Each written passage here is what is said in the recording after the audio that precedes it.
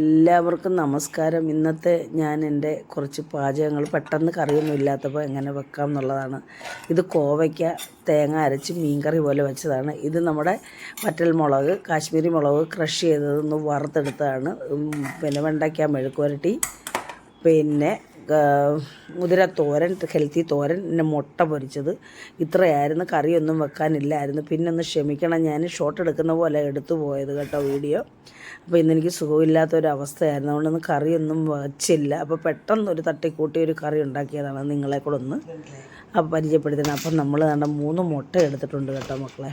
എന്നിട്ടുണ്ട് വീട്ടിലെ പിന്നെ കോവയ്ക്കയാണിത്, ഇതും പച്ചമുളകും. അപ്പോൾ ഇത് വെച്ചാണ് കറി വെക്കുന്നത്. പിന്നെ കുറച്ച് വെണ്ടയ്ക്കായും എടുത്തിട്ടുണ്ട്. പിന്നെ വേണ്ട ക്രഷ് ചെയ്ത മുളകാണ്, കാശ്മീരി മുളകാണ്, എരിവുള്ളതൊന്നും നമ്മൾ ഉപയോഗിക്കത്തില്ല കേട്ടോ. പിന്നെ വേണ്ട മുതിര.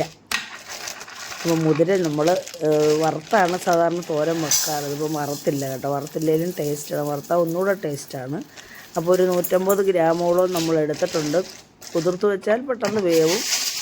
അപ്പോൾ ഇതിനകത്ത് കല്ലും പൊടിയൊക്കെ ഉണ്ട്, അതൊക്കെ നമ്മൾ പിറക്കി എടുത്തിട്ട് നന്നായിട്ട് കഴുകി ഇടഞ്ഞെടുക്കണം. നല്ല കല്ല് കടിക്കും വായിലേ, നല്ല ടേസ്റ്റാണ്. എനിക്ക് ഭയങ്കര ഇഷ്ടമാണ് മുതിര. പിന്നെ മുതിര പയറും ഒക്കെ ഓരോരോ ദിവസം നമ്മുടെ ഭക്ഷണത്തിൽ ഉൾപ്പെടുത്തണം, പ്രോട്ടീനല്ലേ. അപ്പോൾ ഇന്ന് മീനും ഒന്നും ഇല്ല, മുട്ടയുണ്ട്, എങ്കിൽ പോലും പ്രോട്ടീൻ്റെ അഭാവം നടത്താൻ വേണ്ടി ഞാൻ മുതിര എടുത്തു. അപ്പോൾ ഇതെല്ലാം ഇടഞ്ഞ് നമ്മൾ പിന്നെ കുക്കറിലിട്ടു. ഇനി ആ സമയത്ത് നമ്മൾ കോവയ്ക്ക അരിഞ്ഞ് നീളത്തിൽ പച്ചമുളകും കൂടെ അരിഞ്ഞ് അടുപ്പിൽ വെക്കാൻ പോവുകയാണ്. ഇതിലേക്ക് 1/4 സ്പൂൺ മഞ്ഞൾപ്പൊടി, 1/2 സ്പൂണ് ഉപ്പും കൂടെ ചേർത്ത് നമ്മൾ അടച്ചു വെച്ച് സാധാരണ നമ്മളൊക്കെ മീൻ വെക്കുമ്പം അരപ്പൂടെ ചേർത്തല്ലേ, ഇതിപ്പം പച്ചക്കറി ആയതുകൊണ്ട് ചിലപ്പം വെന്തില്ലെങ്കിലോ ഓർത്താൽ ഞാൻ അരപ്പ് ചേർക്കാതെ അങ്ങ് വേവിച്ചതിന് ശേഷം അരപ്പ് ചേർക്കാമെന്ന് വിചാരിച്ചു. അപ്പോൾ ഈ സമയത്ത് നമ്മുടെ മുതിരയെല്ലാം കഴുകി വൃത്തിയാക്കി കൊണ്ടുവന്ന് അടുപ്പിൽ അത് വെച്ചതിന് ശേഷം മുതിരയെല്ലാം വൃത്തിയാക്കി കൊണ്ടുവന്നതിലേക്ക് മുകളിൽ 2 ഇഞ്ച് കനത്തിൽ വെള്ളം വെക്കണം, കാരണം അത് കുതിർന്ന് വീർക്കണം. അതുപോലെ ആവശ്യത്തിന് ഉപ്പും ചേർത്ത് നമ്മളിത് അടച്ചു വെച്ച് കുക്കറിൽ അപ്പുറത്ത് അടുപ്പിൽ വെച്ചിട്ടുണ്ട്. ആ സമയത്ത് നമ്മുടെ കോവയ്ക്ക വെന്തിട്ടുണ്ട്. ഇതിലേക്ക് ഞാൻ ഒരു കഷ്ണം നമ്മുടെ കുടംപുളി, മീനിടുന്ന ഞങ്ങൾ കുടംപുളിയാണ് സാധാരണ മീനിടുന്നത്.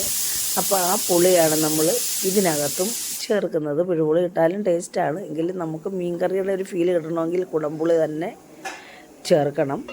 അപ്പോൾ പിന്നെ നമുക്കിതിൻ്റെ ഒരു വെന്തിട്ടുണ്ട്. അപ്പോൾ അരപ്പ് ചേർക്കാൻ ഇതിലേക്ക് തേങ്ങയും ചെറിയ ഉള്ളി എത്ര ചേർത്താലും നല്ല ടേസ്റ്റാണ് കേട്ടോ.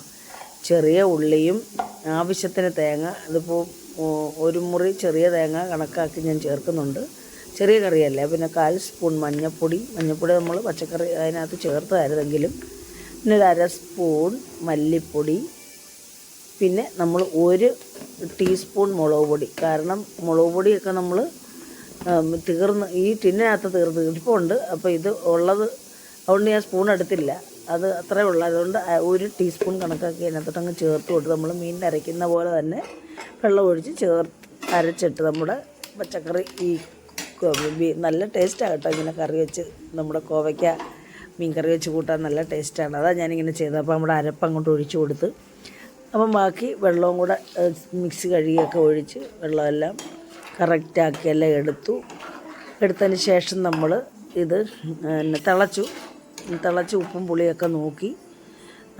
അപ്പോഴത്തേന് ഞാൻ ആ പുളി അങ്ങ് മാറ്റി കേട്ടോ, ഭയങ്കര പുളിയായിരുന്നു. പുളി അങ്ങ് എടുത്ത് പിന്നെ നമ്മൾ നല്ല പുളിയുണ്ട്. എന്നിട്ട് നമ്മളിതിലേക്ക് താളിച്ചൊഴിക്കാൻ വേണ്ടി ചീനിച്ചട്ടി അടുപ്പയിൽ വെച്ചു. അതിലേക്ക് 1 ടീസ്പൂൺ എണ്ണ ഒഴിച്ച് 1/4 സ്പൂൺ കടുക് ഇട്ടു.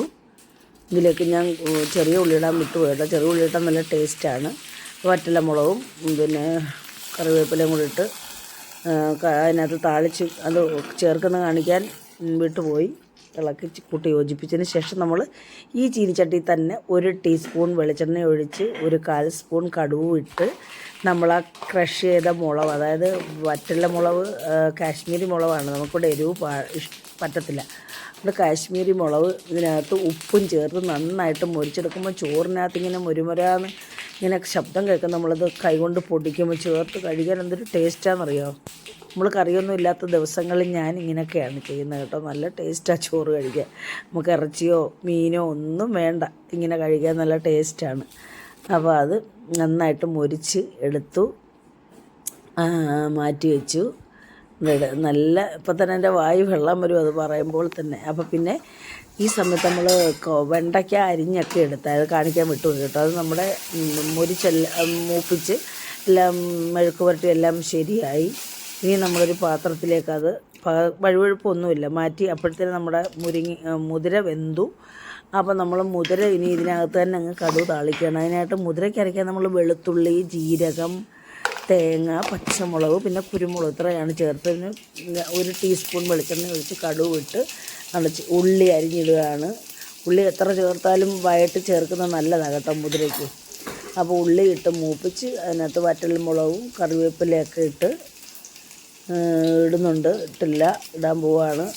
ഇട്ട് മൂത്തതിന് ശേഷം നമ്മൾ അതിലേക്ക് നമ്മുടെ അരപ്പ് ഈ അരച്ച് വെച്ചിരിക്കുന്ന പിന്നെ ചതച്ച് വാരി അരയ്ക്കുമല്ല, നമ്മൾ തോരന് അരയ്ക്കുന്ന പോലെ ചതച്ച് എടുത്തിട്ടുണ്ട്. വെളുത്തുള്ളി, ജീരകം, തേങ്ങ, പച്ചമുളക്, കുരുമുളക് എല്ലാം കൂടെ അതിനകത്തോട്ട് കുരുമുളക് പൊടിയാണ് ചേർത്തത് കേട്ടോ. ഉപ്പ് നമ്മൾ മുതിരയ്ക്ക് വേവിച്ചുകൊണ്ട് ഇതിനകത്ത് ചേർക്കുക. കാരണം ഇതിനൊക്കെ ഉപ്പ് കൂടിയാലും കൊള്ളത്തില്ല, കഴിക്കാനൊരു ടേസ്റ്റ് കാണത്തില്ല കേട്ടോ. അപ്പം എല്ലാം ചേർത്തിട്ട് ഇതിൻ്റെ മുകളിലിട്ടിട്ട് ഇതൊന്ന് നിരത്തിയിട്ടിട്ടൊന്ന് 1 മിനിറ്റ് ഒന്ന് അടച്ചു വെക്കും കേട്ടോ. അരപ്പൊന്ന് വേവാൻ വേണ്ടി, എൻ്റെ വെളുത്തുള്ളി എല്ലാം ഒന്ന് വേവണ്ടേ. അത് കഴിഞ്ഞിട്ട് നമ്മൾ കൂട്ടി ഇളക്കി യോജിപ്പിച്ചിട്ട് വീണ്ടും ഒന്ന് അടച്ചു വെക്കും. കാരണം ഒന്നുകൂടെ ഒന്ന് കൂട്ടി യോജിക്കാൻ വേണ്ടിയേ. കൂട്ടി ഇളക്കി 1 മിനിറ്റ് വെച്ചതിന് ശേഷം എന്നിട്ട് പിന്നെ വീണ്ടും അടച്ചു വെച്ചിട്ട് നമ്മളിത് ഇറക്കുകയാണ്. അങ്ങനെ നമ്മുടെ കറികളെല്ലാം ശരി. ഇനി നമ്മൾ മുട്ട പൊരിക്കാൻ പോകണം. 1 സവാള ഞാൻ സ്ലൈസ് ചെയ്ത് ചെറുതായിട്ട് അരിഞ്ഞിട്ടുണ്ട്. പിന്നെ പച്ചമുളകും വേറെ വെജിറ്റബിളൊന്നും ഇതിനകത്ത് ചേർക്കുന്നില്ല. പിന്നെ ആവശ്യത്തിന് ഉപ്പും ചേർത്ത് നമ്മുടെ മുട്ട 3 എണ്ണവും അതിലോട്ട് പൊട്ടേണ്ട. ഈ പിച്ചാത്തി മുട്ട പൊട്ടിക്കാനായിട്ടുള്ളതാണ് കേട്ടോ. എപ്പോഴൊന്നും കിട്ടിയെന്ന് വരത്തില്ല. ഇത് കയ്യിൽ നമ്മൾ സൂക്ഷിച്ച് വൃത്തിയാക്കി കഴുകിയൊക്കെ എടുത്താൽ കേട്ടോ. അതുകൊണ്ട് ആ ചുണ്ടുകൊണ്ട് തന്നെ നമ്മൾ ഇങ്ങനെ ഇളക്കുക. അപ്പോൾ അധികം വേസ്റ്റ് ആവത്തില്ല. മുട്ട സ്പൂണൊക്കെ ആകുമ്പോൾ അതിനകത്തൊക്കെ അങ്ങ് ആവുമല്ലോ. അങ്ങനെ നമ്മളിനി നമ്മുടെ ഫ്രൈ പാൻ, ഞാൻ മുട്ട പൊരിക്കാനായിട്ട് മാത്രമേ ഈ ഫ്രൈ പാൻ ഉപയോഗിക്കാറുള്ളൂ. കാരണം മുട്ട പെട്ടെന്ന് ഇളകി വരുമല്ലോ. എണ്ണ നല്ലെണ്ണ ഒഴിച്ചിട്ട് മുട്ട അങ്ങോട്ട് അടിച്ചത് അങ്ങോട്ടങ്ങ് ചേർത്ത് കൊടുക്കുകയാണ്. എന്നിട്ട് നമ്മളൊന്ന് അടച്ച് വെക്കും. അടച്ച് വെച്ചിട്ട് നമ്മൾ ഒരു സൈഡ് വെന്ത് കഴിയുമ്പോൾ നമ്മൾ തിരിച്ചിടുന്നത് നമ്മളൊരു പാത്രത്തിലേക്ക് കുടഞ്ഞിടുകയാണ് ചെയ്യുന്നത്. സൈഡൊന്ന് ഇളക്കും, ചട്ടുകം വെച്ചൊന്ന് ഇളക്കും. ചട്ടുകം വെച്ച് പൊക്കിയെടുക്കുമ്പോൾ അത് മുറിഞ്ഞു പോകും. ഇങ്ങനെ ഒന്ന് ഇളക്കിയിട്ട് നമ്മൾ വേറൊരു പാത്രത്തിലേക്ക് അങ്ങ് കുടഞ്ഞിടുകയാണ് ചെയ്യുന്നത്. പൊക്കിയെടുത്താൽ ഇത് ഉടഞ്ഞു പോകും. എന്നിട്ടാണ് ഇങ്ങനെ കുടഞ്ഞ് ഫ്രൈ പാൻ എടുക്കുന്നതിൻ്റെ ഉദ്ദേശം അത് തന്നെയാണ്. ഇങ്ങനെ അങ്ങിടും. ഇട്ടിട്ട് നമ്മൾ ഫ്രൈ പാൻ അകത്തോട്ട് വെച്ച് വീണ്ടും തിരിച്ചിടും. കണ്ടാണ്ട് ഇതേ രീതിയിൽ നേരത്തെ ഒരു വീഡിയോ മുട്ടയുടെ അപ്പത്തിൻ്റെ കാണിച്ച അങ്ങനെ അങ്ങോട്ട് ഇട്ടിട്ട് നമ്മളത് അപ്പം നമ്മുടെ മുട്ടയെല്ലാം റെഡിയായി. നമ്മുടെ ഇന്നത്തെ പാചകമൊക്കെ ഇതായിരുന്നു മക്കളെ. എല്ലാവർക്കും ഇഷ്ടപ്പെട്ടു കാണുമെന്ന് വിശ്വസിക്കുന്നു. ഇഷ്ടപ്പെട്ടിട്ടുണ്ടെങ്കിൽ എല്ലാവരും സപ്പോർട്ട് ചെയ്യുക. അടുത്തൊരു നല്ല വീഡിയോ ഇട്ട് വരുന്നവരെ എല്ലാവർക്കും